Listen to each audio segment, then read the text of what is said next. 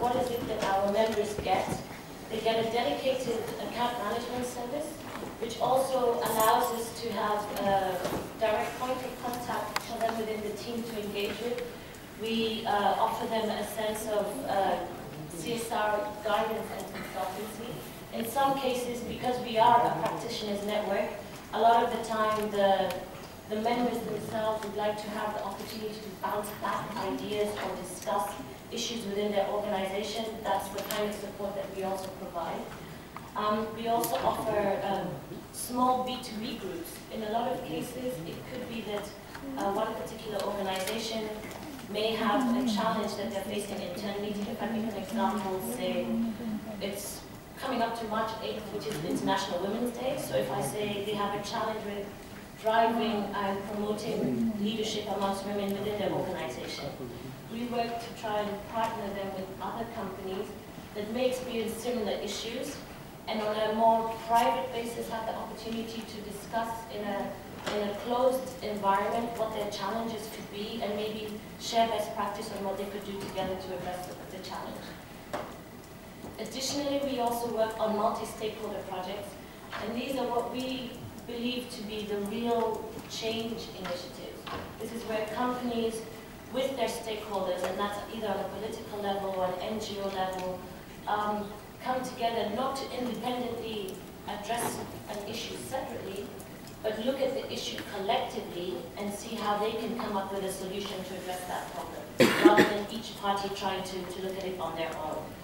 And then, of course, there's the wider information and communication services. We have a news bundle, we have a website and social media, etc. CSR Europe is a lot younger than JCI as a whole, a little older than JCI Romania, so we like to call ourselves a bit of a teenager. We're a little over 15 years old. And it came out it was born or came out of a call from the European Commission President at the time, Jacques Delors, who made an appeal to business to say, we've got to find a way to work together to be more responsible.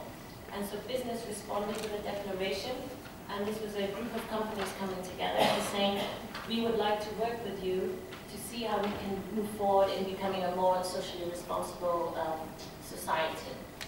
From there was the communication from the European Commission in 2002, and CSR Europe continued to evolve in this process. We held our first marketplace event, and this was where we wanted to bring together practitioners from all across Europe. The event had about 600 participants to share what it is that they do within their organizations, what are their best practices. And it was, for me, it was one of the most interesting, I think, things that CSR Europe does, because it's not a general conference. You actually have the practitioners standing there. You can go and talk to each other, ask each other the questions. What do you mean you do this? How do you do it in your organization? It's a really interactive event that they had, which was quite constructive. And in 2006, there was the setup of the European Alliance. And the European Alliance, I will click to this slide because I think it's more useful. The European Alliance was an open partnership between business and the European Commission.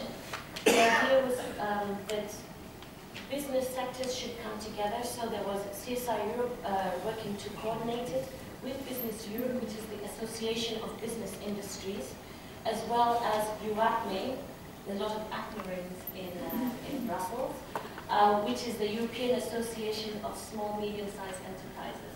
And the idea is to bring everybody together, which of course is a challenging task, but an important one, to look at how they could collectively work on specific issues and projects together. The result of that was across over 100 companies and with more than 60 stakeholders involved, 20 precise projects were identified, which we called laboratories, because the idea was everyone gets together to cook and mix and find solutions together. 20 laboratories were formed, and these were cross-sectoral around particular issues. It's hard for me to guess, but I'm hoping I'm going in the right direction. I can tell when your faces change, maybe if I'm on the wrong slide. And the 20 laboratories covered 5 core topics, and those were integrated workplace, looking at sustainable production and consumption, looking at new ways of innovating the business model, and in some places it's called social enterprise, in some places it's called just doing normal business, but doing it in a more responsible way. Looking at well-being in the workplace, human capital, and more transparency in terms of how are companies communicating and dialoguing with stakeholders in terms of their environmental, social, and governance practices.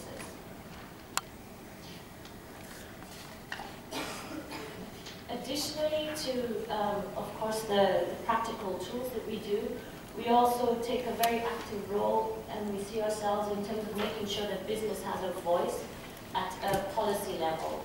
And it's great to see that the partnership here also involves government, because inevitably government can set the policy, but the economy is driven by business. So the two need to definitely work together, otherwise CSR doesn't really go forward. So CSR Europe, as I mentioned earlier, is part of the European Alliance for CSR. We are also part of European Multi-Stakeholder Forum, and this is an initiative developed by the European Commission to bring together different groups of stakeholders to look at CSR collectively.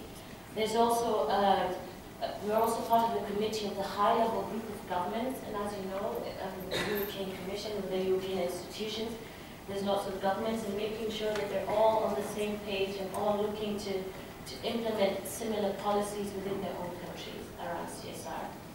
And then, of course, through our national partner network, our partners are all